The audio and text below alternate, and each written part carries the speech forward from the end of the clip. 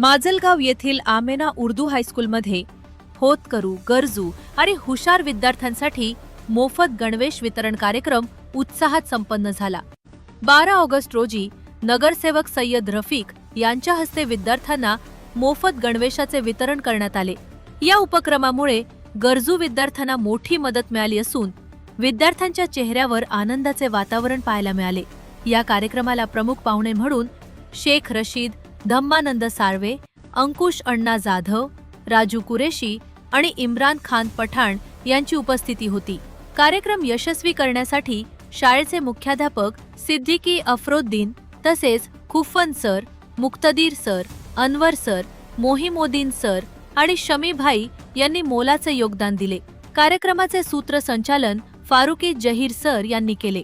गरजू आणि होतकरू विद्यार्थ्यांना शैक्षणिक साहित्य व गणवेश उपलब्ध करून देण्याच्या या उपक्रमाचे उपस्थितांनी कौतुक केले।